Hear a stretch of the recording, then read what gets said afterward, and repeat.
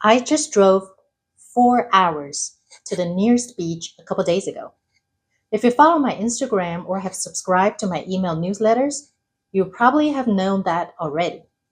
And if you haven't subscribed to my free weekly newsletters, use the link down below to sign up. Yeah, it was a very last minute spontaneous trip, which I hadn't done in years. It was impulsive, but not without some internal struggles, as my logical mind was trying to talk me out of it. But I'm so glad I did it. It was a much needed solo trip of solitude, a sacred time to look inward and outward to the ocean, of course, and reflect on my healing journey and my growth. I brought a book with me. I wanted to meditate. I also felt like it'd be so nice to take a nap on the beach. And I did do a little bit of each, but I just ended up spending most of my time gazing at the ocean and the sky, the clouds, the seagulls, and immersed myself in the sound of ocean waves and the wind. My soul was replenished. So I left home at around noon and was on the beach from a little bit before 5 o'clock until sunset. In that few hours on the beach, what I was thinking the most was, ah, this is so nice. I'm so glad that I decided to come. Now, my view and experience were completely different the next morning when I went to the same spot again. I was planning to enjoy a relaxing breakfast on the beach, meditate, perhaps stroll alongside the ocean, and soak in all the soothing and refreshing energies again before I have to leave town. But the early morning ocean was a whole different deal. The waves were strong. It was so windy that I struggled with my beach towel for quite a bit before I could finally lay down on the beach. It was like I was waving a flag, you know? Then, the entire time while I was sitting there, I felt that I was almost covered by sand, and my face hurt from time to time when the wind blew sand directly to my face. Now, normally, I'd just get up and go, as I would in other uncomfortable situations when it was too hot, too cold, too unpleasant, or when in a relationship too difficult, too chaotic, just too hard. It's so much easier to just leave, you know? But that morning, I just sat there. I closed my eyes to take in every sensation I had. I felt the coldness on the left side of my body as the wind hit directly on this side. And I felt the warmth of my right side of my body because of the sun. I felt like I was living in two opposite worlds simultaneously. And I just surrendered myself to all these sensations. No fighting, no running away, just surrender. Just be with it. And guess what? It was actually so nice. And I ended up sitting there for a very long time. I didn't try to meditate. I didn't try to control my thoughts. I just let any thoughts come and go while I focused on my body sensations. And when I opened my eyes again, I felt like I was a whole different person. And the ocean was a whole different world. Now, the reason I'm sharing all these detailed moments with you is that it really hit me hard. No, not the wind. Well, I mean that too, a little bit. What I was referring to here is love. And before I go further, let me just pause you here for a second. How much do you love? Think for a second. How would you answer this question?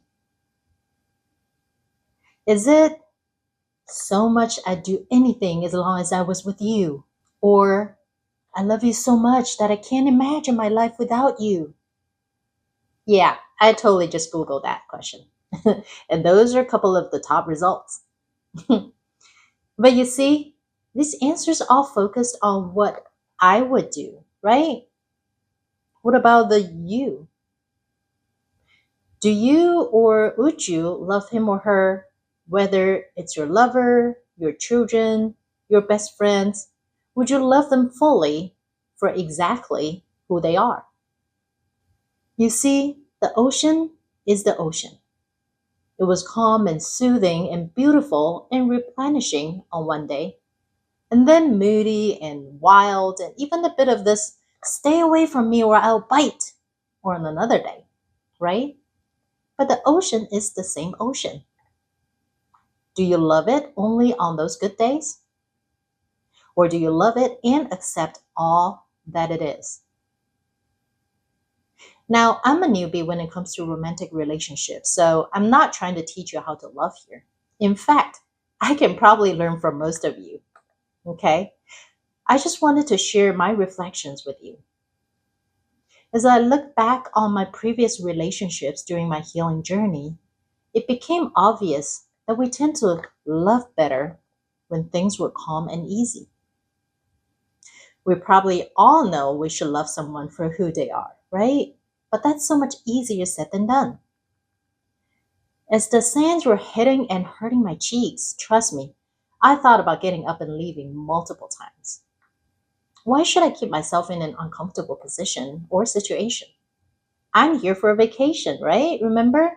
And a very short one. But I do love the ocean. And on top of that, I don't even get to see the ocean much at all.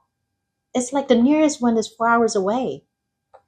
So when I'm here, I want to be here fully. And honestly, when things get tough, when your loved one needs emotional support, what they oftentimes need the most is really just for you to be there with them, to hold a safe space for them. At least I know that was what I needed the most during my difficult times. Just to know that someone is there for me.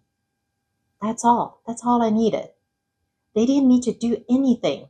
Just be there, please. But more often than not, that was not available. What happened more was that they either walked away and left me alone, or that they did try, sometimes tried hard, but they went on and loved in their own way without checking in on what I actually needed. So they too became resentful. I mean, I've been over backwards for you. What more do you want? Right? And yes, I've done the same. I've made the same mistakes. All of these are my retrospect. No failed relationship was entirely one person's fault. And if you need a reminder, please don't beat yourself up for what didn't work out. Just remember that we've always done our best with everything we know and every tool we have. And that's how we learn. And that's how we grow. Now, if you want to learn more about how to hold a safe space for your loved ones, I do have a video talking about this that I posted a while ago. And I'll put the link down below in the description box if you want to check it out. Now, back to the ocean. I ended up having quite a bit of fun that morning, actually. The wind was so strong that it blew my windbreaker like it was a parachute. And I sat there playing with the wind for quite a bit. And honestly, felt like a kid again. There weren't many people at the beach in the morning, so I enjoyed having most of the beach to myself. And it was just such a lovely and much needed time off for me. And I think that's probably going to become a ritual for me, especially for my birth month. All right, that's really all I have for you today, and I'll see you in my next video. Bye.